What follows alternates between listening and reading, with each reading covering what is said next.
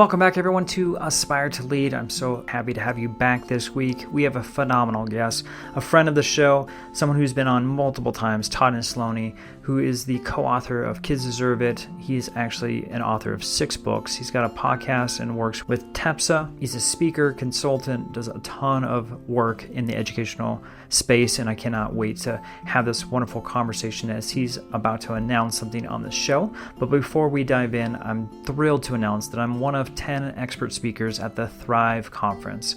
This is a wonderful, joyful growth opportunity for educators that is a free 5-hour PD, and it's coming up this week. So September 4th from 4 p.m. to 9 p.m. Eastern Time via Zoom. I've got a link in the show notes for you. I've got a ton of folks that I'm going to be speaking with. Now, my session is going to be on the brand new book that I've talked about on this podcast before with Charlie Peck, The Language of Behavior, which we're going to be talking about, obviously, an alternative to working with our students and looking at what's truly going on beneath the behavior.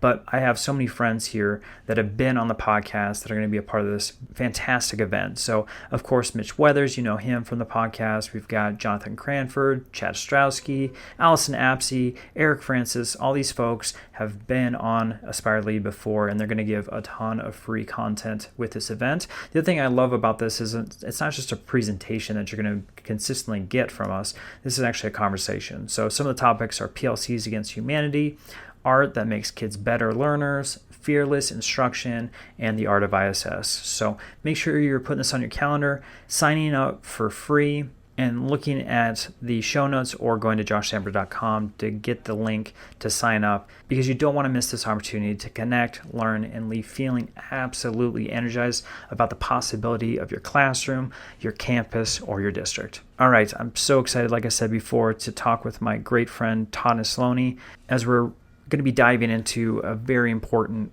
topic as far as improving school culture, regardless of your title or position.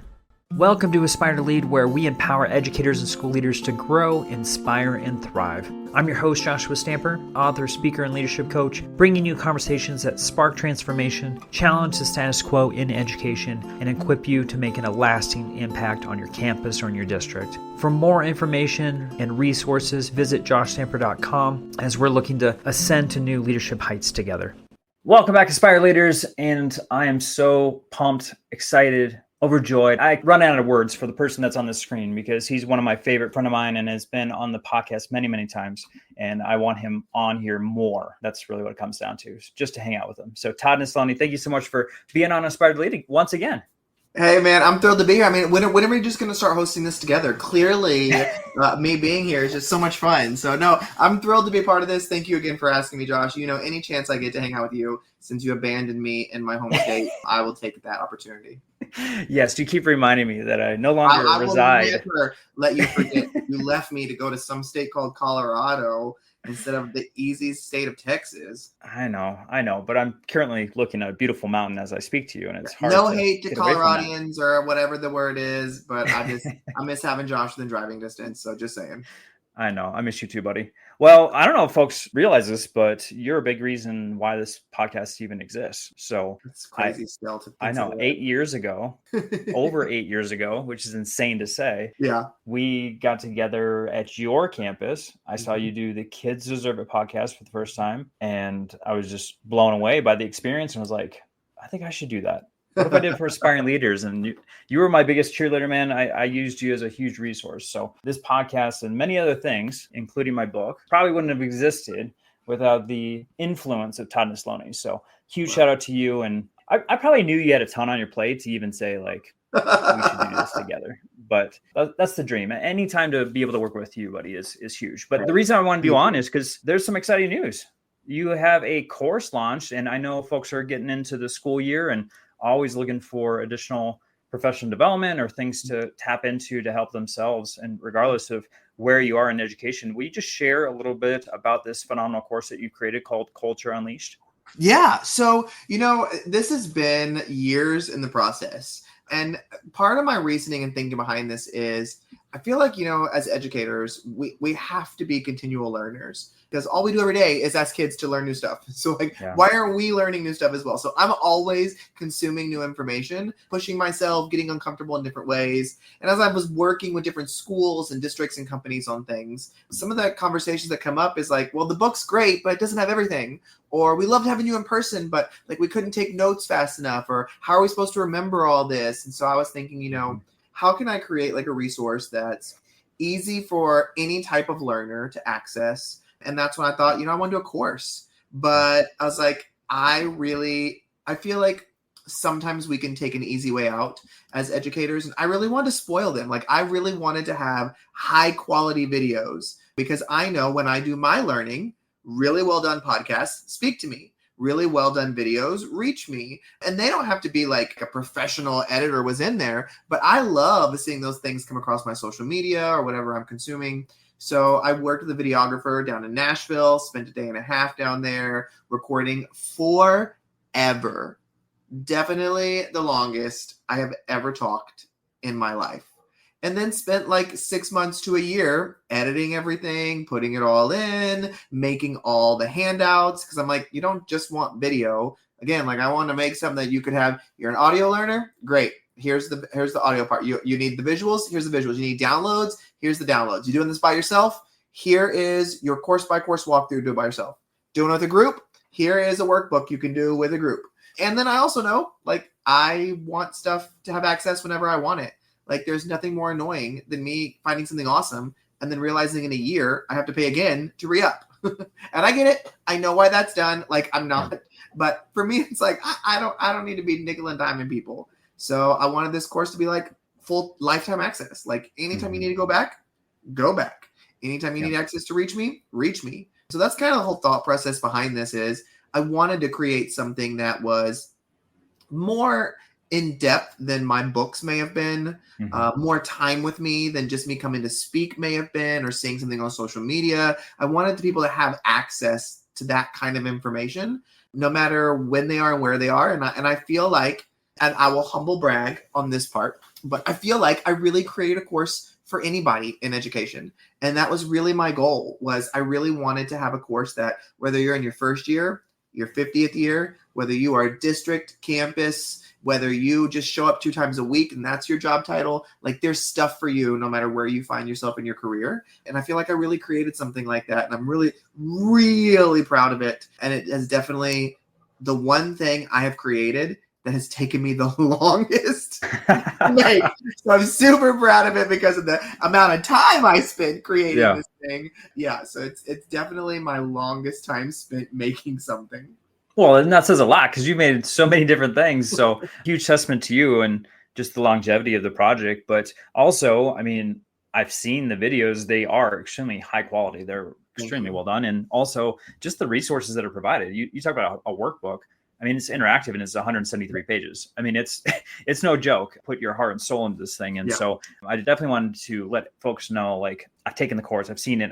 I know what's on the back end of things. And it's a beautiful, not only resource, but also I think it's going to be a real huge impact for folks. And the main thing too, I know you talk about building a strong culture, building a strong foundation, but I love the connection that you made. And I would love for you to expand on this. Is just the idea that there's a connection of strong culture and overcoming challenges within your campus. And I feel there's a disconnect when you think of those two things, while it's in its own silo of a topic, but there is a relationship there. And I would love for you to talk more about that. And the thing about this idea of culture, I think it's a very nuanced thing because there is a culture that exists within our classrooms. There's a culture that exists within our grade level team or just our hallway. And then there's a culture that exists on our campus and one that exists district wide and one that exists in the community. There's so many layers and elements to this idea of culture. And I think that when we look at how do we fix this, how do we grow this, how do we make sure we're meeting the needs of people, it's a different conversation depending on where we're at. And the hardest thing about improving culture is that you are never finished. And it's not something you can be no, we rocked it in August and September, Todd. We're good to at least January. It's like, no, you're good to like the end of that week. Like, and then we got to start figuring this out all over again. And so for me, it's that reminder that this is hard work. And any heart work that we do is hard work. And that's what this kind of work is, because I always go back to the fact that I feel like there's 3 core components to every human. And that is, I want to feel seen, I want to feel heard, and I want to feel valued. And if you're not reaching one of those 3 things, then you're not improving anything about the culture, whether it's on my team, in this district, whatever that may be. And so though we may do things that are really nice, and we may do things that people really enjoy, if it doesn't make an individual feel seen, heard, or valued, then it's not going to change the culture. And that's kind of the mind shift I try to do going into this, because I like to think of it like a yard. Like every community has those yard of the months clubs. And like when you drive by their yard, like it's immaculate. And I like to think about how that yard did not just become beautiful, and it doesn't just remain beautiful. Like they had to do work to get it to that point. And then once it was there, they still have to mow all the time, still have to weed eat, still have to edge, still have to trim everything. When the seasons change, they may have to change the way they do things. When an infestation happens, they got to reapproach it. When a plant dies, they have to figure out how to fix that. Like it's a constant job. And I think our job as culture builders is like that. Like we have to view it as this is something that has to always be worked at, which is another reason why I wanted to do this course. Because in the work of trying to constantly build up others, we get exhausted and we run out of ideas and we don't know where to go to next or what's been done or not done. And in doing this course, and even in my presentations that I do and the books that I've written, it's all very based in, here are things that I have done, things that worked really well, things that didn't, and pieces of things that worked well that you might be able to change to fit to meet your needs. And so I don't just speak from a place of, oh, try this, it might work. Try this, it might work. I try to always speak from a place of, I did this. And it may not have worked for me, but maybe it will for you. Or I did this and it was amazing. Here's how you can take some ideas to build your own. Because I feel like any help that we can provide each other, the better our job is. Because this work is hard and we're going to make a lot of mistakes. Just when you think you have it down, I always tell administrators, just when you think you have this culture building down, you hire a psycho. And if you have never worked with a crazy person or never accidentally hired one, you just ain't been in this business long enough, because they're everywhere. In every profession out there, it's just a matter of when they finally get through the cracks, because there are some real good professional interviewers out there who get through the cracks sometimes. But again, for me, it's all about how can we support each other, build each other up, because in the end, when you're focusing on this culture, again, whether it's in the classroom with your students, your team, your hallway, your campus, your district, in the community, whatever it is, when you're focusing on that culture, no, that's not tied directly to academics, but it affects academics. It affects attendance. It affects retention. Because when somebody is at a place where they feel seen, they feel appreciated, they feel heard, they feel valued, they feel those core components, they work harder. They work more, they stick around, they try when they fall down, they get up again. Like all those things are connected, which is why this work is so important. Yeah, so true. I love how you were talking about the yard of the month. Although I don't think I've ever got that sign in my yard, Todd. Me neither. That's weird. Me neither. Plenty of work done, though. All right, so I want to talk about what you had said originally is like this course is for anyone in education. And, I know that some folks consume this and they're not titled as administrator or district leader or fill in the blank, but sometimes they feel like, well, what's my personal impact when it comes to culture? Will you just talk through, when they're going through this course, how they may be able to influence either their classroom, the hallway, cafeteria, or maybe just in a broader scope, like school and district? Yeah, when developing this, I think one of the biggest things I'm always reminded of is that culture takes every single one of us. And when I talk with people about building up culture and they want to go and blame one particular group for the reason culture is not the way it could be on their campus right now, I just love to be like, one angry cafeteria worker can ruin an entire year for a kid. One rude front desk receptionist can make a family never come back to your school again. One hateful team member can make you second guess a career you've dreamed of your whole life. Like, it's not just one person's responsibility. And once we shift our mindset a little bit and realize every one of us plays a role, and when we can step back and go, okay, what am I doing to make things better? And if our initial thought is, I don't got to do nothing, like I'm not the problem, then that's when we need to really have that self-reflection and realize if I'm doing nothing to make things better, I am part of the problem, because doing nothing is harmful. And so that's not saying, oh, so if I start doing some of these things, the culture will be completely revolutionized on my campus. No, but it starts the ball rolling. And just like with a snowball, once it gets rolling a little bit, it builds up, up, up, up, up. And once people see and feel that things are different, they will begin to change things too. But again, you can't change everybody. So there will still be people who are like, I don't care that you're all doing this work. I am unhappy.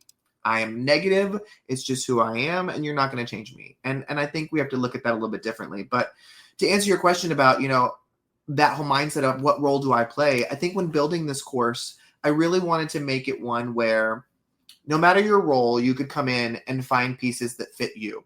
I really worked on organizing it into different components so that you may have a place like, you know what? I don't want to start with module A. Like I want to go straight to module F because that's where I need the help. And you get all of it when you sign up. And then I also wanted to think, sometimes you're going to have those go-getters who are like, I don't need to wait for anybody else. Like I want to start learning. So I wanted to develop the course where it was like, if you're coming in here solo just to get ideas to know where to get started, the course is going to be so right for you. But if you're coming in here as well going, my team is ready, we just need the support, then guess what? It's built for a team to complete together as well.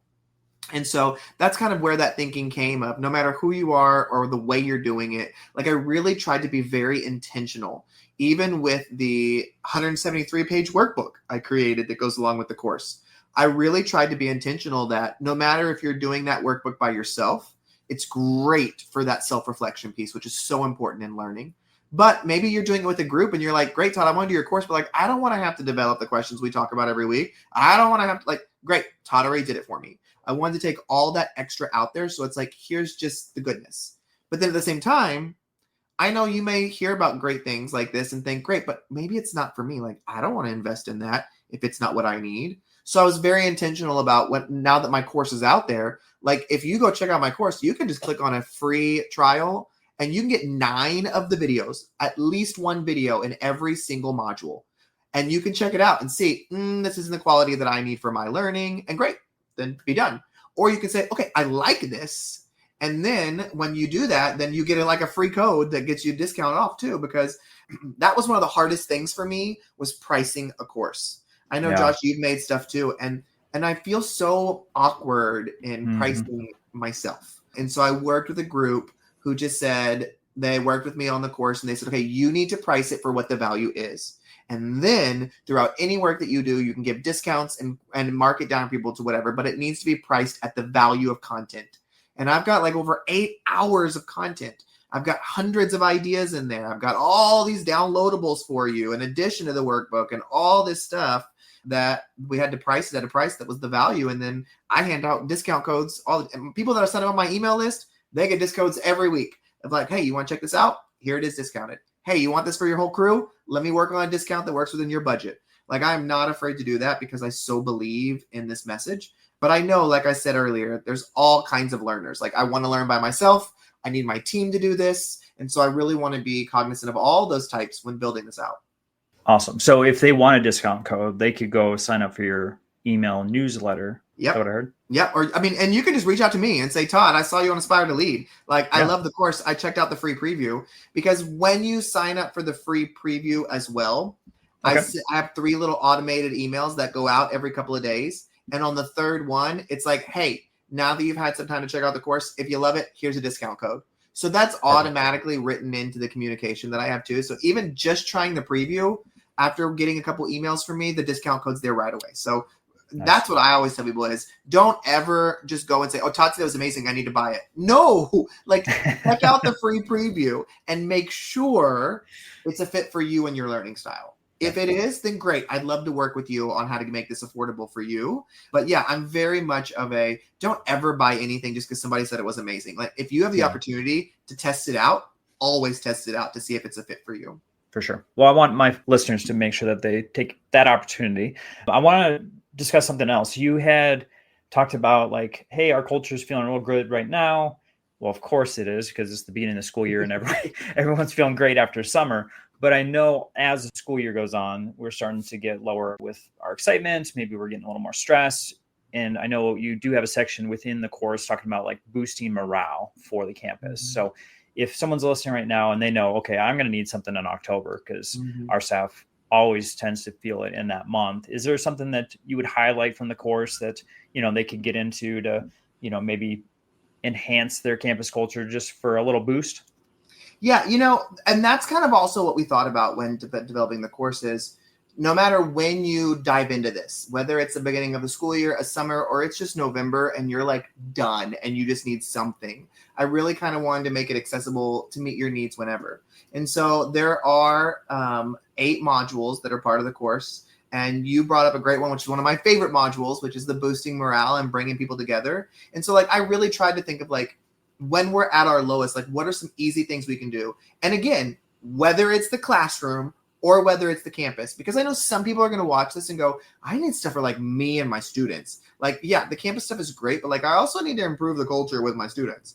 And so that's why I talked there are things in there like games you can do with kids, focusing on the whole child, different school-wide events, ways you can celebrate families, unique experiences you might not have thought about. And every single module in the course also includes one extra little video at the end, which is just another extra thought from one of my friends that I reached out to on social media who are doing great things to build culture where they are. So that way it's not just my ideas. But there's even 2 courses, one a module in the course that is specifically focused on classroom culture. So if you're like, you know what, Todd, this is great. I love all these ideas. Like I said, but I need really tailored to the classroom. There's a whole module in there just for the classroom. And then if you're an administrator going, great, these are awesome, but I want to improve me as well as the culture, then there's a whole section in there that's just for administrators that teachers can also watch and learn how to support their administrators. And so I really tried to cover all these different avenues, because there's nothing more annoying than getting all this info and none of it be applicable to you. And so that's why I really tried to think I know difficult conversations is a piece in one of the modules. How do you convince your administrator to do something new is one of the pieces in there. How do you convince a teacher to do something new? All these pieces, no matter what your perspective is, I really tried to make it really reflective of everybody coming from all different walks of life. All right. Obviously, it's called Culture Unleashed, and I want folks, I'll have the link for this, but is there any other pieces that we've missed? I know we've covered a lot of ground as far as the course, but there's a ton of information that they have access to with this. And I feel like even the last course or chapter, if you're talking about technology, you're talking about literature, I mean, there's a lot of things that you cover within this. So is there anything else that you want to highlight? I think it's just that whole mindset of I really try to create something that can be for anyone, no matter where they are in their career and no matter when they're choosing to check out the course. And that's another reason why I really wanted to make lifetime access be the only option. When you get it for life. And in working with schools and districts to purchase this for their teams, we've kind of made that clear too. Me and my team of, when you want to purchase this for 45 teachers, if you lose some of those teachers next year, we can switch it out. We can make it work for the new ones that you bring in because you get it by the license. And so I think for me, it's just that I love a good product that doesn't meet all my needs because there's nothing out there that does, but that I feel like is quality, is someone who brings actual experience doing it, and then I can check out whenever I want to, however I want to. And that's why this was really important for me to create it the way I did. And I'm super proud of it and just the wide variety of content that it has in there. I really pulled every ounce of knowledge I had on things to make sure to fill it up. But it was a huge undertaking, but I'm so stinking proud of this course. Well, do you want to highlight anything else while we've got you? I mean, obviously, you're up to what, 6 books now? I have 6 books, yeah. 6 books and a children's book. So I got it right. I was trying to count in my head while you were speaking, and I was like, he's got 6. Oh my goodness. I have them all on my shelf here. But is there anything you want to highlight, or is there another project going on in your world? I know you're busy. I swear, I pull up social media every day and you're in another city. So I mean, for me, I have all these resources out there for everybody because my biggest goal is to just help people. I love amplifying the voices of others and really getting to put a spotlight on great work happening in education. I love the work that I do with the Texas Elementary Principal Association down here in Texas. Yeah. I love our podcast I get to do as well. Josh, you've been on there. And so I am so thankful for those who are listening to this today, just for the work that you put in. And one of my biggest things in the work that I get to do now is trying to find as many ways to celebrate educators as possible, because our jobs are so misunderstood by the public at large and so constantly under attack right now. And it's very easy to feel like we're not doing enough, or we're not doing it right, or we're not where we're supposed to be, or whatever kind of comparison thing we're throwing in there.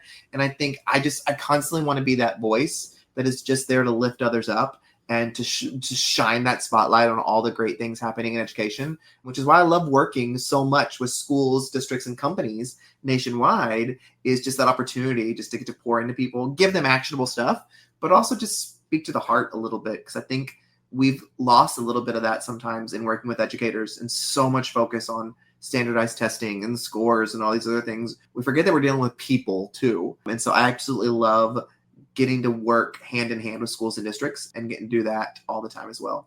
So I want folks to go over to Todd's website, toddnesloney.com, and make sure that you're checking out. I mean, he's got free downloads. He's got his blogs. I mean, definitely sign up for his newsletter. I've been signed up for as long as I've known Todd, and it's just so incredible, the work that he puts out there for free. But then, of course, you can find his course. And, if you want to have him speak at your campus or at your district, which I highly recommend.